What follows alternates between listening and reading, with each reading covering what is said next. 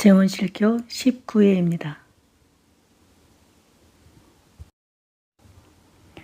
정도는 소영의 딸이 온다고 하니 당황스러웠다. 사이가 좋았을 때는 보고 싶었지만 지금 남남처럼 살고 있는데 어떻게 맞아야 하나 고민이 되었다.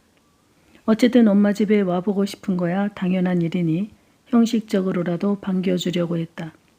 그러나 차에서 막 내린 소영의 딸과 사위를 보고 정도는 그만 아연실색했다. 사람 위에 사람 없고 사람 밑에 사람 없다지만 그게 아니었다. 막 자란 아이들처럼 행동하는 게 한눈에 보여 몹시 불편했다. 참 희한했다. 이미 대화도 해보기 전에 걸어오는 그 모습만 봐도 중심이 없이 흔들리는 사람들 같았다. 잘해주려고 했던 마음이 안개가 햇살 아래서 종적을 감추듯 그렇게 달아났다. 컬러 사진이 흑백 사진으로 변한 것처럼 정도의 표정에서 미소가 사라졌다. 거기다 하는 말과 행동은 정말 가관이었다. 집을 한번 구경하고 거실로 오더니 이렇게 말했다. 엄마는 이번엔 진짜로 아저씨 잘 만난 것 같아. 그동안 아저씨들은 정말 아니었다고 내가 그랬잖아. 엄마는 남자 볼 줄을 몰랐다니까. 세상에 그게 어디 새로운 사람 앞에서 할 얘기인가. 남자 많았던 게 벼슬이라도 되는 양 떠버리고 있는 입이 지옥 같았다. 소영의 딸은 소파에 앉아 한쪽을 접어올린 다리를 달달 떨면서 정서불안한 사람처럼 말했다. 옷이 앞이 파여서 가슴골이 다 보이려고 했다. 민망했다. 처음 인사 오는 사람의 의상치곤 너무 허술했다. 정도가 보기엔 남자 볼 줄을 모르는 사람은 그렇게 말하고 있는 소영의 딸 정미 같았다. 사위라는 놈이 한마디 거들었다. 이제 난 장인 어른만 믿고 놀고 먹어도 되겠네요. 정미야, 우리 차라리 이곳으로 이사와서 살까? 소영의 사위놈은 정미의 긴 머리카락을 빙글빙글 돌리며 가볍게 말했다. 말하는 거나 행동하는 거나 어지러워서 눈을 어디로 두어야 할지 당황스러웠다. 하는 일은 어쩌고? 사위란 놈은 정미의 물음에 제 아내를 보고 말하는 게 아니라 정도를 쳐다보며 건들거리며 말했다. 장인어른, 나 이곳에 직장 좀 알아봐줘요. 아까 보니 뒤에 노는 방도 하나 있던데. 정도는 입을 꾹 다물었다. 상대하기 싫었다. 아니 상대할 수 없는 놈이었다. 무례했다. 정도가 입을 꾹 다물고 대답하지 않자 사위는 제 마누라를 향해 말했다. 정미야, 저기 뒷방이 지금 우리 사는 방보다 훨씬 크고 좋아. 주방도 화장실도 따로 다 있고 말이야. 사위라는 놈 말하는 게 영 수준 이하였다.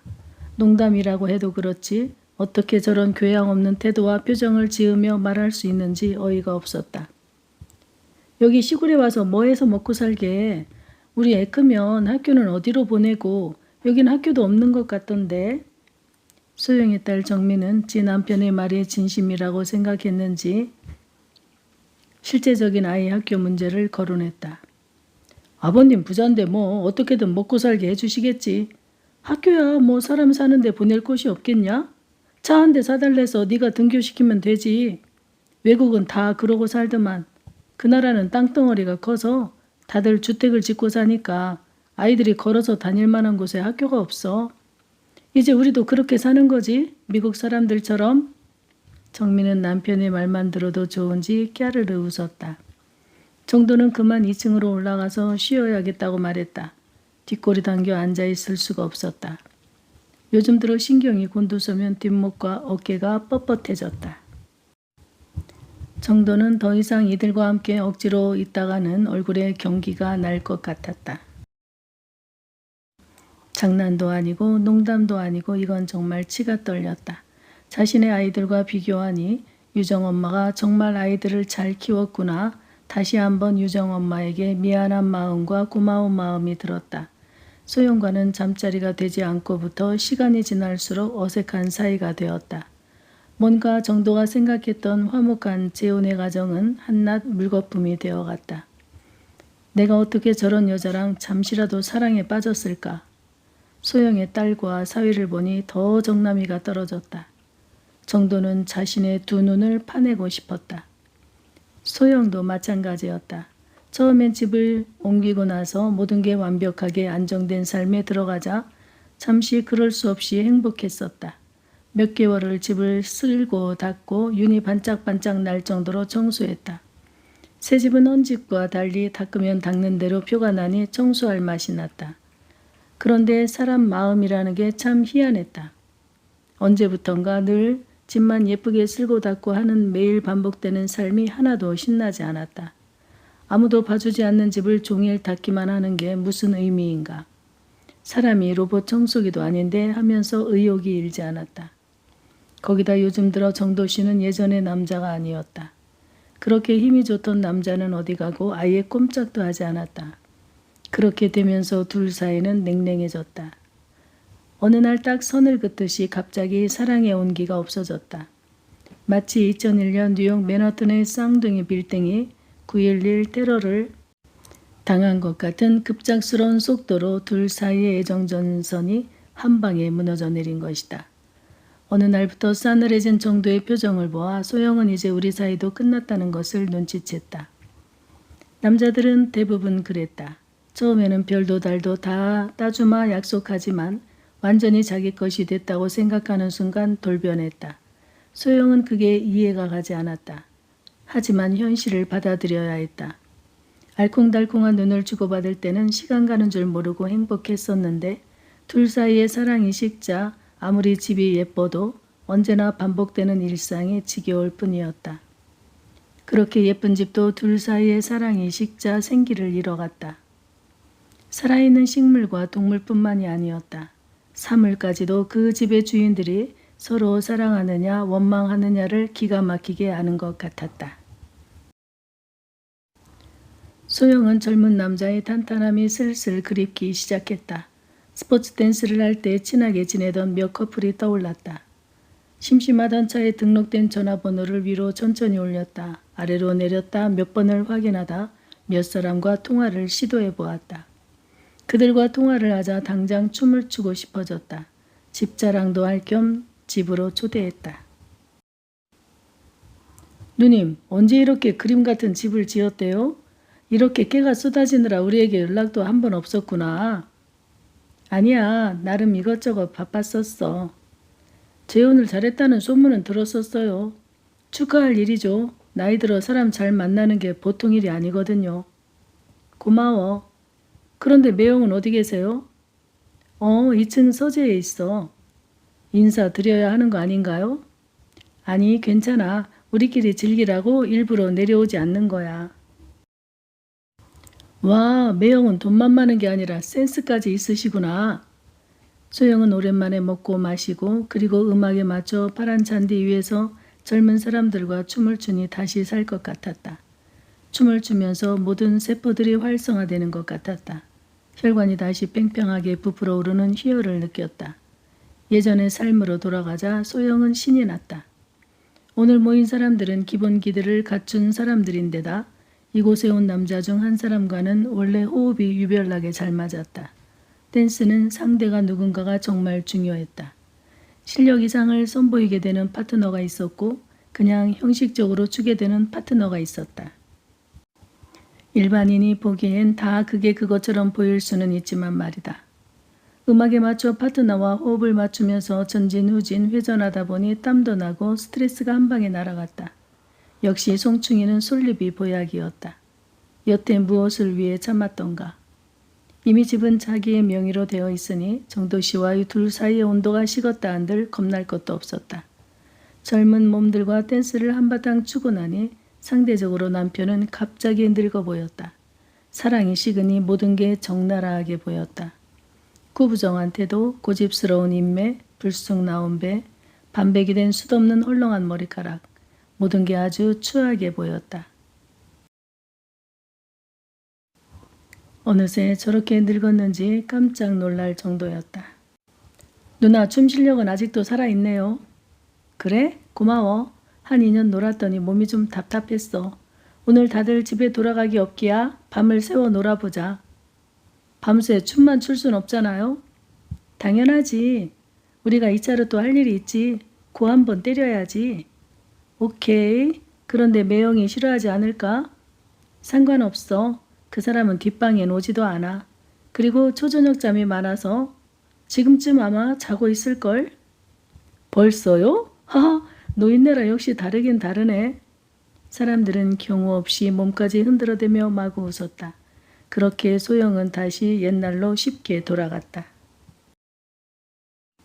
소영은 그동안 정도의 취미를 맞춰주려 정도가 책을 읽을 땐 같이 앉아서 읽는 척을 했었다. 그러나 내용도 이해 못하는 책을 붙들고 있기란 얼마나 힘들었던가. 10분만 넘어가면 집중력이 떨어지고 머릿속에 남아있는 문장이 하나도 없었다. 다시 처음으로 돌아가서 읽어도 마찬가지였다. 평생을 책을 읽지 않다가 책을 보려니 눈도 침침하고 어른거리는 데다 도무지 무슨 말인지 이해가 가지 않았다.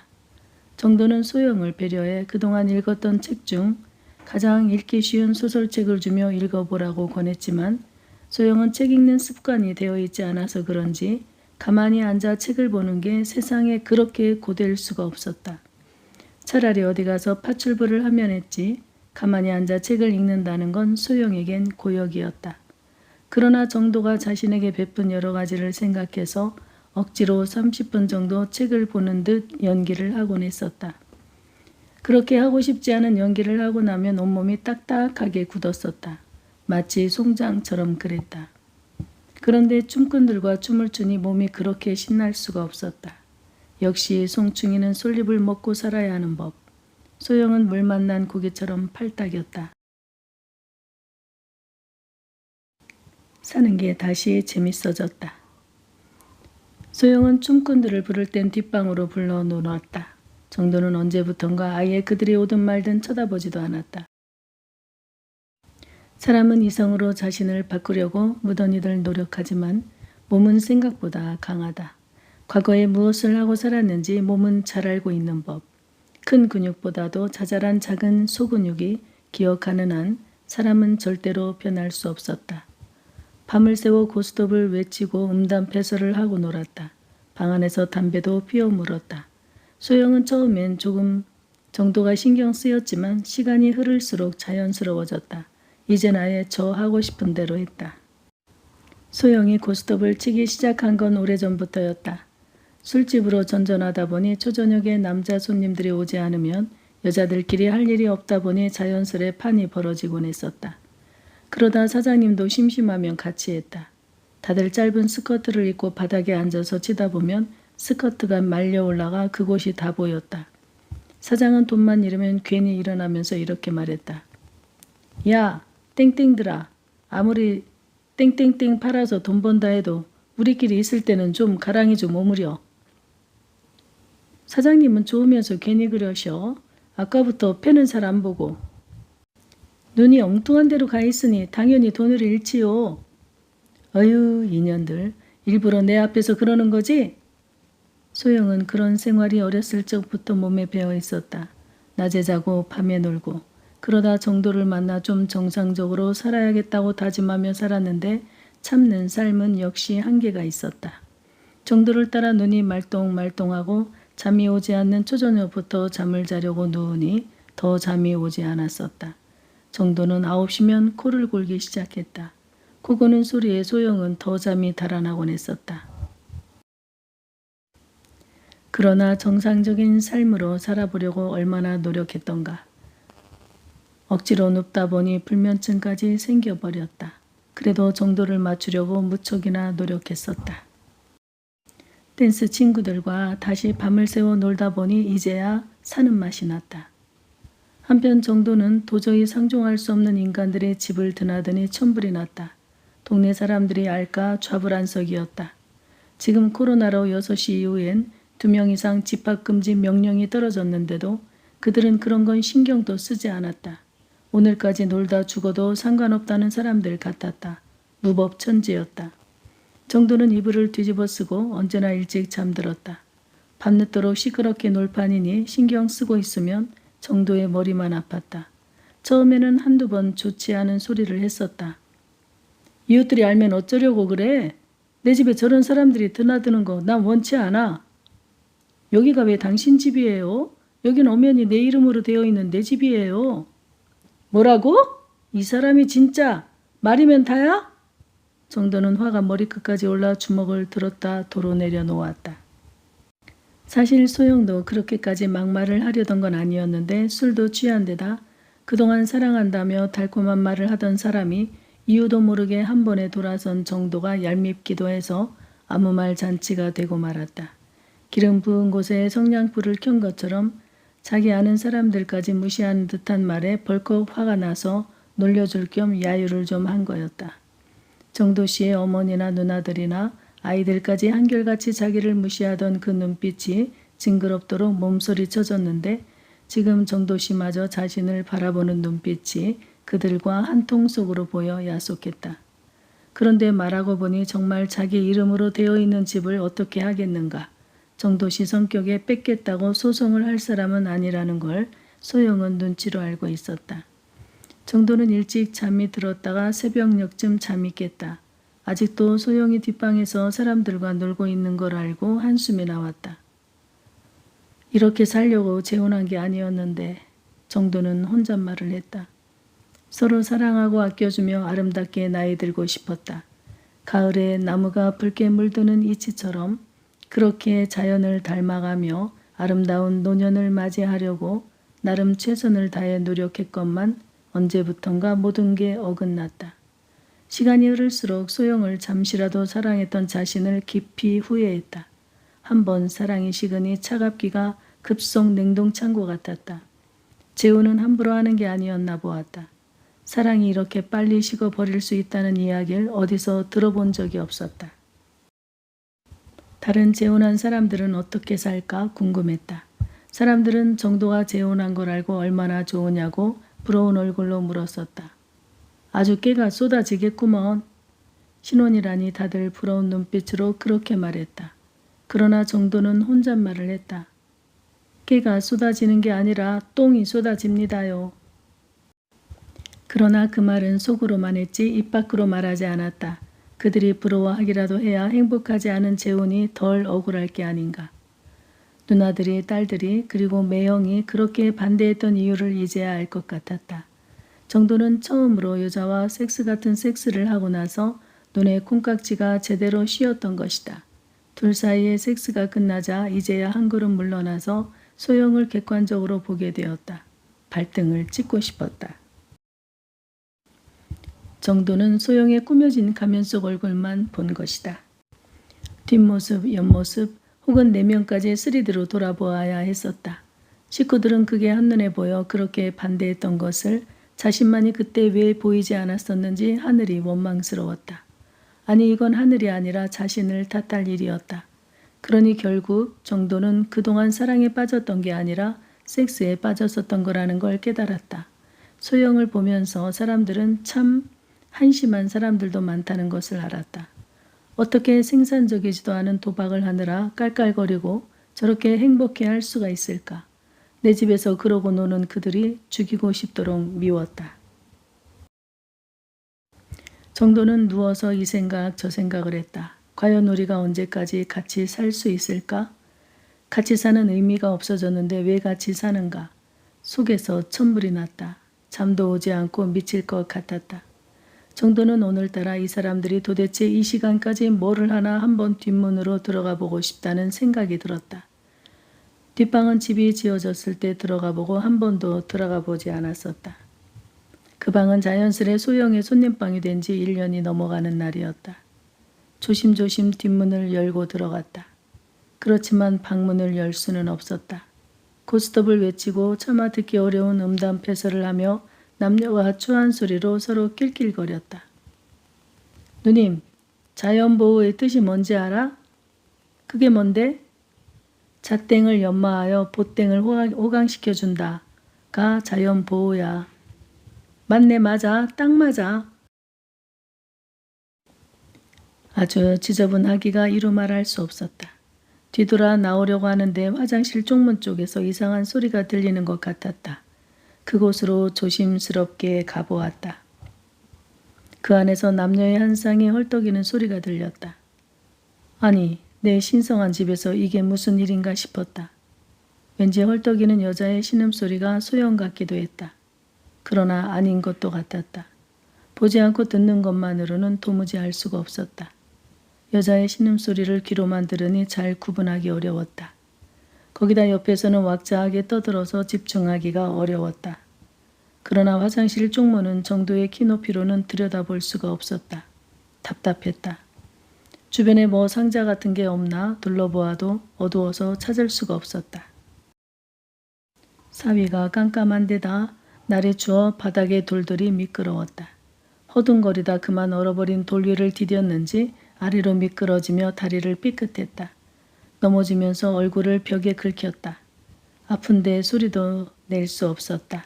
얼굴이 쓰라렸다. 정도는 얼굴보다 더 아픈 발목을 부여잡고 기다시피 해서 안채로 돌아왔다. 하긴 화장실에서 들리는 소리가 소영이라고 해도 상관없었다. 정도는 이미 소영에게서 마음을 거둔 지 오래였다. 마음을 닫자 정도의 그곳은 다시는 꿈쩍도 하지 않았다. 정도는 자기 몸이라도 자기 마음대로 되지 않는 그것이 참으로 신기했다. 갑자기 누나들과 딸들과 매형이 보고 싶어졌다. 정도가 있어야 할 곳은 그곳 같았다.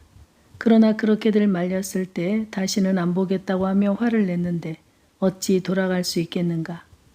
정도의 삶은 가족들이 불안해한 그 예상대로 되어가고 있었다. 이제와 할 말이 없었다. 소영과 인연을 끊고 싶은 마음 굴뚝이었지만 그러나 집이 소영 앞으로 되어 있으니 이러지도 저러지도 못했다. 그냥 주고 나오자니 그것도 천불이 났다. 어차피 사람들이 오면 뒷방으로 들어가서 노니 안채는 정도 혼자 자유롭게 쓰는 편이었다. 소영이 수시로 1층을 들락거렸지만 2층 서재와 침실은 올라오지 않았다. 그것만도 다행이었다. 정도는 이제 마음에서 소영을 지웠다. 소영은 그들과 한 덩어리로 생각했고 이웃집 여자라고 생각하기로 했다. 정도는 이제 혼자가 되었다. 가족들과 소영의 경계에 서서 답답했다. 어느 쪽으로도 오도 가도 못하는 자신의 신세가 처량하고 서글펐다. 요즘엔 에스도 놀러오지 않았고 경선도 오지 않았다. 이상했다. 이 생각 저 생각하다 아침이 되었다. 혼자 아침을 차려 먹었다. 이제 소영은 정도와 밥 먹는 시간이 달랐다. 새벽까지 사람들과 노름하다가 아침에서야 헤어지는 것 같았다. 그들의 차가 시동을 켜고 나가는 시간은 보통 아침 8시쯤이었다. 남들은 그 시간에 직장을 나가는데 그들은 그 시간에 집으로 간다. 그러니 그 사람들과 사는 여자들은 밤새 남편이 돌아오지 않아 얼마나 속을 썩겠는가.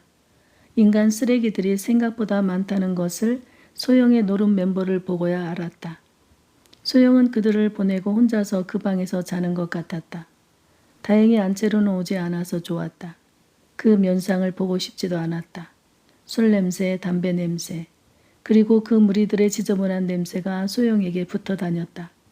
그 냄새는 한마디로 지옥이었다. 아침이 되어 혼자 밥을 간단히 차려 먹고 커피를 마셨다. 누구라도 대화해야 할 것 같았다.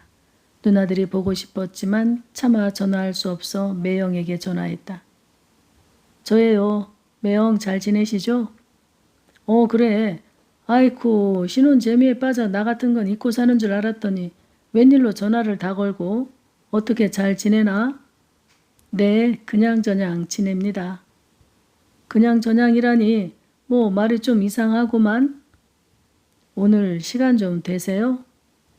그럼 나도 퇴직해서 이젠 낮에 만나도 돼? 네, 퇴직했다는 소식은 들었는데 연락 한번 못 드려서 죄송해요. 뭐 그럴 수도 있지. 매형은 이번에는 늘 만나던 곳이 아닌 다른 식당에서 만나자고 했다. 어떻게 신혼 살림이 아주 꾀가 쏟아진다며? 유정이가 양수리 다녀오고 나서 제 고모에게 전화해서 아주 예쁘게 지어졌다고 하던데 아빠랑 그 아줌마가 너무 사이좋아 보여 질투가 난다고도 전해 들었네. 그래 아직도 그런가? 매형은 이미 정도의 안색을 보아 둘 사이가 금이 같다는 것을 눈치로 느끼고 있었지만 그런 건 그렇게 금방 아른 체를 하는 건 오랜만에 전화를 걸어 만나고 싶어하는 사람에 대한 예의가 아니므로 말을 돌렸다. 처남의 표정으로 보아 스스로 말할 것 같았다. 그때까지 모르는 것처럼 해줘야 말하는 사람이 말할 맛이 나는 거니까. 정도는 매형의 질문에 오랫동안 입을 굳게 다물고 있었다. 한참을 생각하더니 무겁게 입을 열었다.